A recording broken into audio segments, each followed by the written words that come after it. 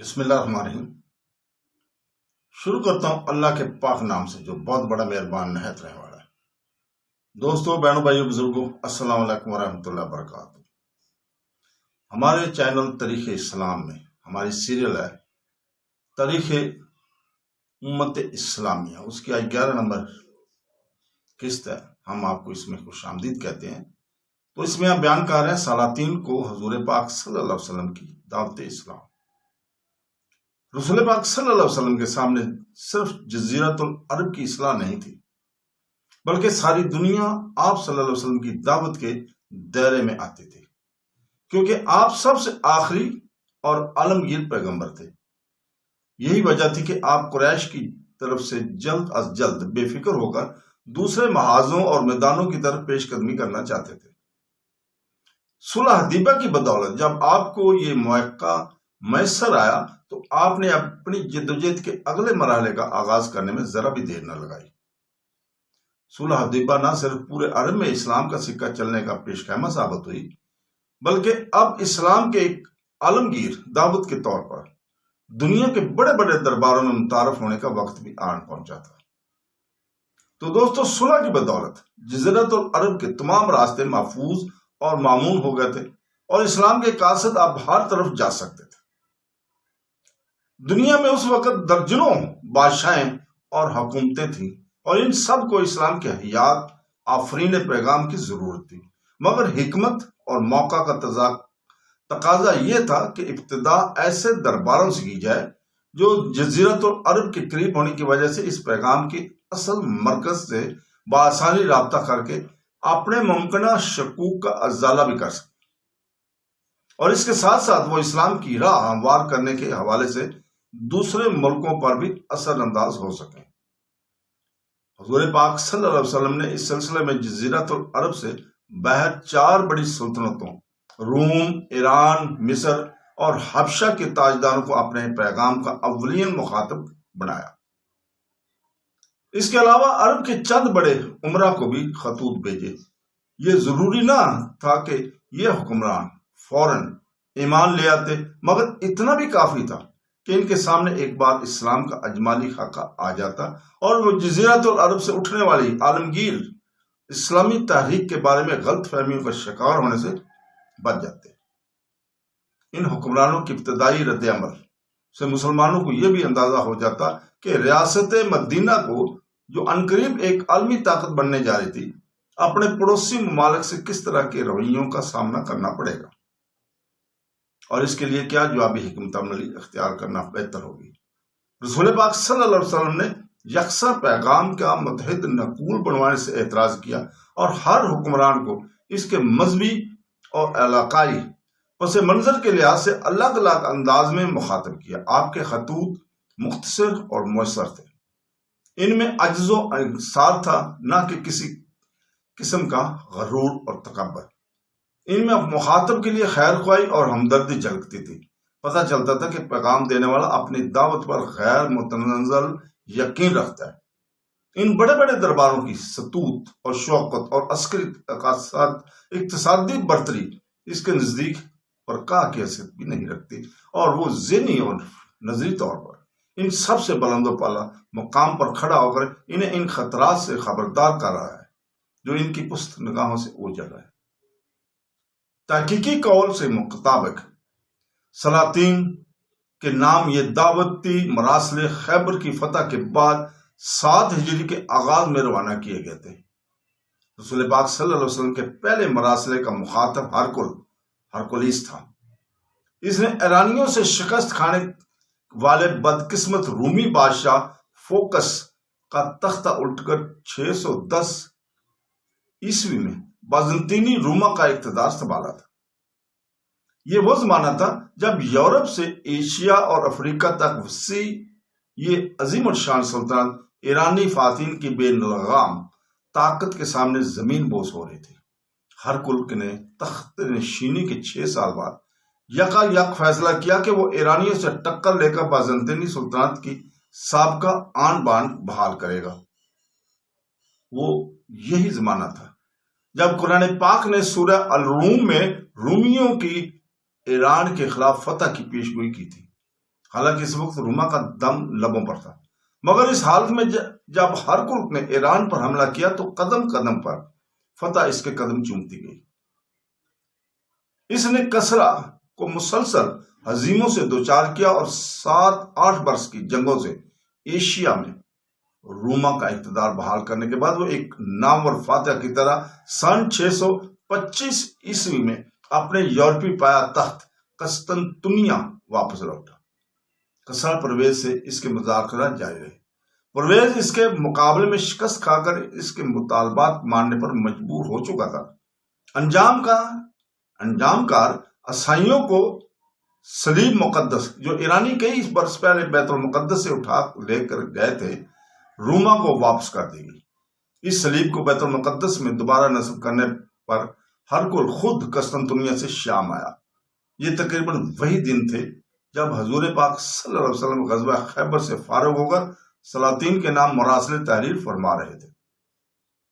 ہرکل کے پہلے اپنے ایشیائی پایا تخت ہمس آیا اور یہاں سے شکرانے کے طور پر پیادہ علیہ بیت المقدس روانہ ہوا۔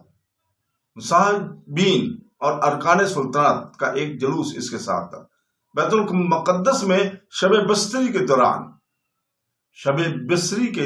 دوران اس نے ایک عجیب خواب دیکھا جس میں بتایا جا رہا تھا کہ خطرہ کرانے والی قوم کا سردار عنقریب سب پر غالب آ جائے گا۔ خطرے کا رواج یہودیوں میں تھا یا عربوں میں؟ ہرکل نے بیدار ہوتے ہی معلوم کرایا کہ ان دونوں میں سے کس قوم میں کوئی انقلاب آیا ہے۔ کرندوں نے جلدی بتا لگا لیا کہ عربوں میں ایک نبی کا ظہور ہو چکا ہے۔ ہرکل نے حکم دیا کہ فوری طور پر کسی عرب کو لایا جائے تاکہ اس سے پوچھ گچھ کی جائے سکے۔ تقدیر کی بات کہ قریش کا ایک تجارتی قافلہ شام آیا ہوا تھا۔ ایک مدت سے مکہ اور مدینہ کی جنگوں نے تجارتی راستے مخدوش کر رکھے تھے، مگر صلح حدیبیہ کی بحث امن و امان تھا۔ قریش کے ہر فرد نے کچھ نہ کچھ سرمایہ ڈال کر ابو سفیان بن حرب کی قیادت میں یہ قافلہ بھیجا تھا۔ یہ لوگ غزہ میں ٹھہر ہوئے تھے کہ ہرکل کے کرندے یکدم ان کے سروں پر جا پہنچے اور ان کو حراست میں لے کر ہرکل کے پاس لے آئے۔ ہرکل نے ترجمان کی وساطت سے پوچھا، تم میں سے کون ہے جو اس نبی سے رشتے میں سب سے قریب ہے؟ تو ابو سفیان نے کہا، میں ہوں۔ ہرکل کے اشارے پر سپاہیوں نے ابو سفیان کو آگے بٹھا دیا اور باقی عربوں کو پیچھے بٹھا دیا۔ ہرکل نے ترجمان کے ذریعے گفتگو شروع کی، مگر اس سے پہلے باقی عربوں کو تنبیہ کرتے ہوئے کہا کہ میں اس ابو سفیان سے کچھ سوال کروں گا، اس شخص کے بارے میں جس نے نبوت کا دعویٰ کیا ہے۔ اگر یہ سچ جواب دے تو تم اس کی تصدیق کرنا، لیکن اگر یہ غلط بیانی سے کام لے تو تم بتا دینا کہ جھوٹ بول رہا ہے۔ اس انتظام کے بعد ہرکل نے ابو سفیان سے پوچھا، یہ بتاؤ تمہارے جس شخص نے نبوت کا دعویٰ کیا اس کا حسب نسب کیا ہے؟ وہ ایک شریف خاندان اور متوسط طبقے سے تعلق رکھتے ہیں۔ اس وقت تک ابو سفیان اسلام نہیں لائے تھے مگر زبان کے سچے تھے، اس لیے کہا۔ ہرکل نے دوسرا سوال کیا، ان کے آباء و اجداد میں کوئی بادشاہ تو نہیں گزرا؟ ابو سفیان نے کہا نہیں۔ ہرکل نے کہا، جب انہوں نے نبوت کا اعلان نہیں کیا تو اس سے پہلے تم نے اس پر کبھی جھوٹ کا الزام لگایا؟ ابو سفیان کا جواب بھی اب بھی نفی میں ہی تھا۔ ہرکل نے دریافت کیا، اچھا ان کے ماننے والے شرفا کس قسم کے لوگ ہیں، امیر، کبیر یا کمزور؟ ابو سفیان نے جواب دیا، زیادہ تر غریب مسکین لوگ ہیں۔ ہرکل نے پوچھا، ان کے ساتھی کم ہو رہے ہیں یا بڑھ رہے ہیں؟ ابو سفیان نے کہا، بڑھتے ہی جا رہے ہیں۔ ہرکل نے سوال کیا، ان کا کوئی ساتھی ان سے ناراض ہو کر بھاگا؟ ابو سفیان نے کہا نہیں۔ ہرکل نے پوچھا، تمہاری ان سے جنگیں ہوئی ہیں؟ ابو سفیان نے اس بات میں جواب دیا تو ہرکل نے پوچھا، ان جنگوں کا نتیجہ کیا نکلا؟ جواب ملا، کبھی ہم جیت جاتے ہیں کبھی وہ۔ ہرکل نے پوچھا، وہ تمہیں کس چیز کا حکم دیتا ہے؟ ابو سفیان وہ کہتے ہیں کہ اللہ کی عبادت کرو، اس کے ساتھ کسی کو شریک نہ کرو، اپنے آباء و اجداد کی پیروی چھوڑ دو، اور وہ ہمیں نماز پڑھنے، زکوٰۃ ادا کرنے، صلہ رحمی کرنے، سچ بولنے اور پاک باز بننے کا حکم دیتے ہیں۔ ہرکل نے پوچھا، کیا اس نے تمہارے ساتھ کبھی بدعہدی کی ہے؟ تو ابو سفیان نے کہا نہیں، ہاں آج کل ہمارا ان سے ایک معاہدہ صلح حدیبیہ ہوا ہے، معلوم نہیں وہ اس کی پابندی کرتے ہیں یا نہیں۔ ابو سفیان بعد میں یہ واقعہ سناتے ہوئے کہتے تھے اس پوری گفتگو میں اس جملے کے سوا مجھے حضور پاک صلی اللہ علیہ وسلم حرف گیری کی کوئی گنجائش نہیں ملی تھی۔ ابو سفیان نے جتنی صفات بتائی تھی وہ سب گزشتہ آسمانی کتابوں میں مذکور نشانیوں کے عین مطابق تھی، اس لیے ہرقل نے یہ ساری باتیں سن کر کہا میں نے تم سے ان کے حسب و نسب کے بارے میں پوچھا تو تم نے بتایا کہ وہ شریف النسب ہیں، پیغمبر اسی طرح شریف خاندان میں مبعوث ہوتے ہیں۔ میں نے تم سے پوچھا کہ ان کے آباء و اجداد میں کوئی بادشاہ گزرا تو تم نے کہا نہیں، اگر ان کے بڑوں میں کوئی بادشاہ ہوتا تو میں سمجھتا کہ یہ آدمی اپنی آبائی بادشاہت حاصل کرنا چاہتا ہے۔ تو میں نے تم سے پوچھا تھا کہ ان کے پیروکار امیر ہیں یا کمزور لوگ، تو تم نے بتایا کمزور لوگ، رسولوں کے پیروکار ایسے ہی ہوتے ہیں۔ میں نے تم سے پوچھا کہ اس نے کبھی جھوٹ بولا، تم نے کہا نہیں۔ میں سمجھ گیا کہ وہ شخص انسانوں کے بارے میں جھوٹ نہیں بولتا، وہ اللہ کے بارے میں کیسے جھوٹ بولے گا۔ میں نے تم سے پوچھا کہ ان کا کوئی ساتھی ان سے ناراض ہو کر بھاگا ہے، تو تم نے کہا نہیں۔ واقعی ایمان جب دل کی گہرائی میں اتر جاتا ہے تو ایسا ہی ہوتا ہے۔ میں نے تم سے پوچھا کہ ان کے ساتھی گھٹ رہے ہیں یا بڑھ رہے ہیں، تو تم نے کہا بڑھ رہے ہیں۔ ایمان کی تحریک اس طرح پایا تکمیل کو پہنچ کر رہتی ہے۔ تو میں نے تم سے پوچھا تھا کہ ان کی تم سے جنگیں ہوئی ہیں، تو تم نے بتایا کہ جنگیں ہوئی ہیں اور کبھی تم جیت جاتے ہو کبھی وہ جیت جاتے ہیں۔ رسولوں کو اس طرح رمایا جاتا ہے یہاں تک کہ انجام کار انہی کی فتح ہوتی ہے۔ میں نے تم سے پوچھا کہ کبھی انہوں نے بدعہدی کی، تم نے کہا بدعہدی کبھی نہیں کی۔ رسول پاک ایسے ہی ہوتے ہیں کہ بدعہدی نہیں کرتے۔ میں نے تم سے پوچھا کہ یہ دعویٰ پہلے کبھی کسی نے کیا تھا، تم نے کہا نہیں۔ اگر یہ دعویٰ پہلے بھی کسی نے کیا ہوتا تو میں کہتا کہ یہ آدمی پہلے والوں کے دعوے کی نقل کر رہا ہے۔ میں نے پوچھا کہ وہ تمہیں کس بات کا حکم دیتا ہے، تم نے بتایا کہ وہ اللہ کی عبادت کرنے کا حکم دیتے ہیں، شرک اور بتوں کی پرستش سے منع کرتے ہیں، نماز، روزے، صلہ رحمی اور پاک بازی کا حکم دیتے ہیں۔ اگر تم سچ کہہ رہے ہو تو واقعی نبی ہیں۔ میں جانتا تھا کہ وہ ظاہر ہونے والے ہیں، مگر مجھے یہ گمان نہیں تھا کہ ان کی بچت تمہارے درمیان ہوگی۔ اگر مجھے پتا ہوتا کہ میں ان تک پہنچ سکتا ہوں تو میں ان کی خدمت میں جانا پسند کرتا، اور اگر ان کے پاس ہوتا تو ان کے پاؤں دھو کر پیتا۔ یقیناً یہ زمین بھی فتح کر لیں گے جس پر وہ میں کھڑا ہوں۔ ابو سفیان کہتے ہیں کہ اس کے بعد سے میں پست حوصلہ ہو گیا اور مجھے یقین ہو گیا کہ رسول اللہ غالب ہو کر رہیں گے، یہاں تک کہ اللہ نے میرے دل میں اسلام کی حقیقت بھی ڈال دی، اگرچہ میں اسے ناپسند کر رہا تھا۔ اسی اسنا میں دیا کلبیر رضی اللہ تعالی عنہ ہرقل کے نام حضور پاک صلی اللہ علیہ وسلم کا مراسلہ لے کر شام کے سرحدی شہر بصرہ پہنچ چکے تھے۔ حاکم بصرہ نے انہیں ہرقل کے پاس بیت المقدس بھیج دیا۔ مراسلہ پڑھ کر ہرقل سناٹے میں آ گیا۔ رسول پاک صلی اللہ علیہ وسلم کے مکتوب گرامی میں تحریر تھا، اللہ کے نام سے شروع کرتا ہوں جو بڑا مہربان نہایت رحم والا ہے۔ محمد رسول اللہ کی جانب سے روم کے سربراہ ہرقل کے نام، ہدایت کی پیروی کرنے والے پر سلامتی ہو۔ میں تمہیں اسلام کی دعوت دیتا ہوں، اسلام لے آؤ، سلامت رہو گے اور اللہ تمہیں دگنا ثواب دے گا۔ اگر بے توجہی برتی تو تمہارے دوسرے عیسائی فرقوں کی گمراہی کا وبال بھی تمہارے سر ہوگا۔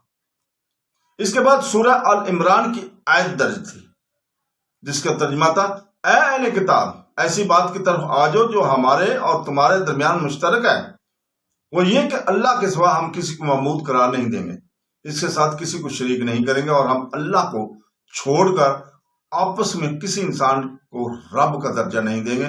اگر وہ نہ مانے تو تم کہہ دو کہ گواہ رہنا، ہم تو تابعدار ہیں۔ ہرقل جو کہ گزشتہ کتابوں اور آخری پیغمبر کی نشانیوں کی اچھی خاصی معلومات رکھتا تھا، جان گیا تھا کہ اس پیغام کا حرف بحرف سچ ہے اور اسے قبول کرنے میں تاخیر نہیں کرنی چاہیے، مگر اسے خطرہ تھا کہ اسلام قبول کرنے میں اس کی قوم خصوصاً پادری اس کا ساتھ نہیں دیں گے، وہ اسے معزول کر دیں گے اور یہ بھی بعید نہیں کہ قتل بھی کر دیں۔ خاصے شش و پانی کے بعد بیت المقدس سے حمص لوٹ کر اس نے دربار منعقد کیا۔ جب پادری اور عمرہ جمع ہو گئے تو اس نے دروازوں پر تالے لگوا دیا اور پھر حضور پاک صلی اللہ علیہ وسلم کی اتباع کا مشورہ دیتے ہوئے کہا، روم والو، کیا تم نہیں چاہتے کہ تمہیں کامیابی ملے، ہدایت نصیب ہو اور تمہاری سلطنت بھی قائم رہے؟ بس تم اس نبی کی پیروی کر لو۔ یہ سنتے ہی حاضرین بگڑ گئے اور شور مچاتے ہوئے باہر دوڑے۔ جب دروازے بند دیکھے تو پلٹ آئے۔ انہوں نے اس قدر غیظ و غضب کا اظہار کیا کہ ہر کوئی کو تخت اور جان دونوں سے ہاتھ دھونے کا خطرہ پیدا ہو گیا۔ تب اس نے ایک سیاسی ادا کے ساتھ کہا، میں تو تمہیں آزمانے کے لیے پوچھ رہا تھا تاکہ پتہ چلے تم اپنے دین پر کتنے پکے ہو۔ ہر کوئی رسول پاک صلی اللہ علیہ وسلم کی صداقت کا قائل ہو چکا تھا، مگر قوی عصبیت اور اقتدار کی چاہت نے اسے اسلام قبول کرنے سے باز رکھا، اور تاہم اس نے آپ صلی اللہ علیہ وسلم کے مخطوب کو نہایت عزت و احترام سے اپنے پاس محفوظ رکھ لیا، اور حضور پاک صلی اللہ علیہ وسلم کے نام جوابی اور مراسلہ دیا قلبی رضی اللہ تعالی عنہ کے سپرد کر دیا، جس میں ظاہر ہے کہ وہ آپ صلی اللہ علیہ وسلم کو نبی مانتا ہے مگر اپنی قوم کے سامنے بے باس ہے۔ اس نے کچھ ہدیہ بھی بھیجا جو آپ صلی اللہ علیہ وسلم نے صحابہ کرام میں تقسیم کر دیا۔ ہر کوئی یہ جان چکا تھا کہ اس کے ملک پر مسلمانوں کا قبضہ اب چند برسوں کی بات ہے، اس لیے اس نے آخری کوشش کے طور پر اپنے عمرہ کو اس پر راضی کرنا چاہا کہ صرف شام کا علاقہ حضور پاک صلی اللہ علیہ وسلم کو دے کر اپنی باقی سلطنت بچاؤ کی ضمانت لے لی جائے، مگر عمرہ نے اس تجویز کی بھی سختی سے تردید کی اور مسترد کر دیا۔ آخرکار ہر کوئی ذہنی طور پر شام سے دستبردار ہو کر یورپ جانے کے لیے تیار ہو گیا تھا۔ ہرکل نے اس کے بعد مزید 12-13 سال 641 عیسوی تک حکومت کیا۔ آخر حضرت عمر رضی اللہ تعالیٰ کے دور خلافت میں قسطنطنیہ میں فوت ہوا اور وہیں دفن ہوا۔ تب تک اس کے ایشیائی علاقوں پر اسلام کا پرچم لہرا چکا تھا۔ حضور صلی اللہ علیہ وسلم کا مکتوب مبارک عمر بھر اس نے بڑی حفاظت سے اپنے خاص خزانے میں رکھا۔ اس کے جانشینوں نے بھی مدت دراز تک اس کی حفاظت کی۔ ان کا عقیدہ تھا کہ جب تک یہ مکتوب رہے گا ان کی بادشاہت محفوظ رہے گی۔ دوسرا مراسلہ سرادات شام کے عرب گورنر حارث بن ابی غسانی کے نام تھا، جو شجاع بن وہب رضی اللہ تعالیٰ عنہ کو لے کر گئے تھے۔ حارث بن ابی زمر نے پیغام کی تحقیق کی ناگاہ سے دیکھا اور جواب میں مدینہ پر فوج کشی کی دھمکی دے دی۔ حضور پاک صلی اللہ علیہ وسلم نے اس کا جواب سن کر فرمایا، اس کی حکومت تباہ ہوگی۔ حضرت صلی اللہ علیہ وسلم نے تیسرا مراسلہ مصر کے حکمران جریج بن منہ کے نام روانہ کیا تھا، جسے عرب مقوقس کے لقب سے یاد کیا کرتے تھے۔ وہ قطبی النسب تھا۔ مصر میں قیصر کا نائب سلطنت ہونے کے علاوہ بڑے پادری کی حیثیت سے مذہبی پیشوا بھی وہی تھا، مگر اندازہ ہوتا ہے کہ جب حضور پاک صلی اللہ علیہ وسلم نے اسے مکتوب لکھا تب وہ مقامی قطبیوں کی حمایت سے مصر کا خود مختار حکمران بن چکا تھا۔ یہی وجہ ہے کہ رسول پاک صلی اللہ علیہ وسلم نے اسے عظیم قبطیوں کا سربراہ کہہ کر مخاطب کیا۔ رسول پاک صلی اللہ علیہ وسلم نے مکتوب میں لکھا تھا، اللہ رحمان و رحیم کے نام سے، محمد رسول اللہ کی جانب سے مقوقس سربراہ قبط کے نام، ہدایت کی پیروی کرنے پر سلامتی ہو۔ میں تم کو اسلام کی دعوت دیتا ہوں، اسلام لے آؤ، سلامت رہو گے، اللہ تمہیں دگنا ثواب دے گا۔ اگر انکار کرے گے تو اپنے ہم قوموں کا گناہ بھی تمہارے سر ہوگا۔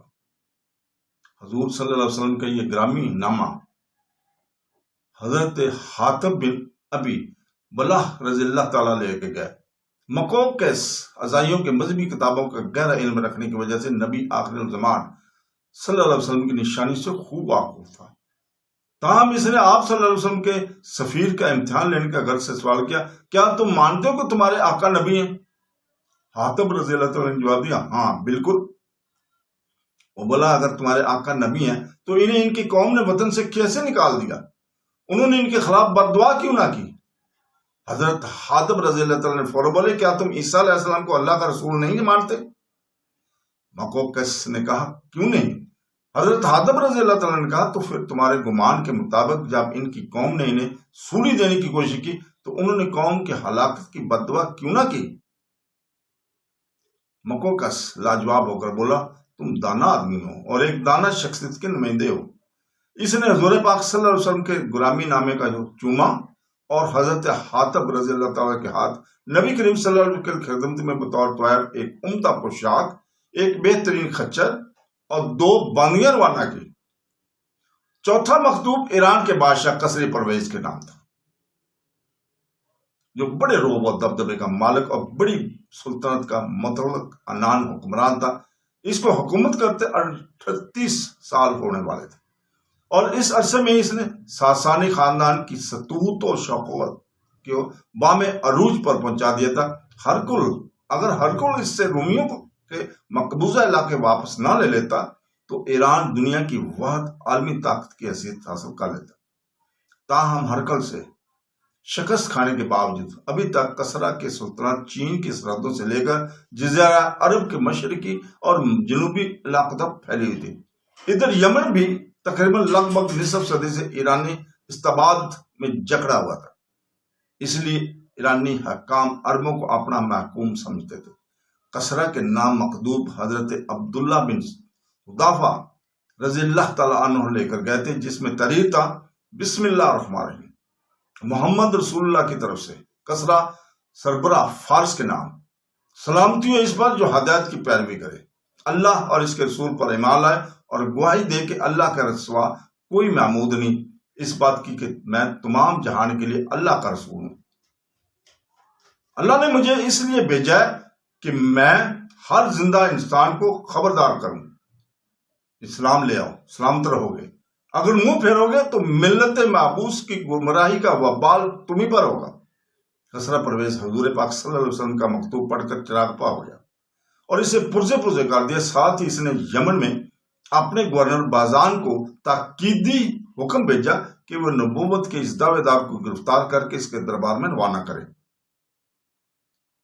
بازان جانتا تھا کہ حضور پاک صلی اللہ علیہ وسلم کس مرتبے کے فقائد ہیں، مگر اس کا خیال تھا کہ کسرے کے حکم کے آگے دنیا کا کوئی بھی حکمران چونچ رہا نہیں کرتا، چونچ رہا کرنے کی جرت بھی نہیں کر سکتا۔ اس لیے بازان نے فوری طور پر 2 نمائندے اور 25 سپاہی حضور پاک صلی اللہ علیہ وسلم کی طرف روانہ کر دیے۔ ساتھ ہی حضور پاک صلی اللہ علیہ وسلم کے نام یہ پیغام بھی دیا، لکھا تھا کہ اگر آپ خوشی کسرا کے پاس چل پڑے تو میں آپ کو اپنا سفارتی خط لکھ دوں گا جو کام آئے گا، اور اگر آپ نے انکار کیا تو کسرا آپ کی قوم کو ہلاک اور آپ کے ملک کو تباہ و برباد کر دے گا۔ یہ گماشتے تیزی سے سفر کرتے ہوئے مدینہ منورہ پہنچے اور حضور پاک صلی اللہ علیہ وسلم کو اپنی آمد کا مقصد بتا کر بازان کا پیغام سنایا۔ حضور پاک صلی اللہ علیہ وسلم نے فرمایا اگر یہ نبوت کا دعویٰ میں نے اپنی طرف سے کیا تھا تو باز آ جاتا، مگر مجھے تو اللہ تعالیٰ نے اس کا کام پر لگایا۔ حضور پاک صلی اللہ علیہ وسلم ایرانی قاصدوں کی لمبی مونچھیں اور منڈی ہوئی داڑھیوں سے اتنی کراہت محسوس کر رہے تھے کہ ان کی چہروں پر نگاہ بھی نہیں ڈال رہے تھے۔ آخر آپ نے یہ کہہ کر اپنی ناگواری کا اظہار فرمایا کہ تمہیں کس نے ایسی شکلیں بنانے کا حکم دیا ہے؟ وہ بولے ہمارے رب کسرا نے۔ حضور پاک صلی اللہ علیہ وسلم پر جلال انداز میں فرمایا مگر مجھے میرے رب نے حکم دیا کہ میں مونچھیں کٹواؤں اور داڑھی بڑھاؤں۔ حضور پاک صلی اللہ علیہ وسلم نے قاصدوں کو اپنے ہاں ٹھہرایا اور پھر ایک دن انہیں رخصت کرتے ہوئے کہا جاؤ اپنے گورنر بازان کو بتا دو کہ گزشتہ شب میرے رب نے تمہارے رب کسرا کو ہلاک کر دیا۔ ایرانیوں نے اس دن کی تاریخ لکھ لی اور بڑی حیرت کے عالم میں واپس روانہ ہوئے۔ اپنے ملک پہنچ کر انہیں پتہ چلا کہ سرکار مدینہ صلی اللہ علیہ وسلم کی بات بالکل درست تھی۔ اسی تاریخ کو کسرا پرویز اپنے پایا تخت میدان میں اپنے بیٹے کے ہاتھوں مارا گیا تھا اور ساسانی خاندان کی عظیم سلطنت کونے کھانے لگی تھی۔ تو دوستو اسی کے ساتھ آج ہم اجازت چاہتے ہیں آپ سے، انشاءاللہ تعالی اگلی قسط میں کل اسی وقت آپ کے سامنے حاضر ہوں گے۔ اللہ حافظ۔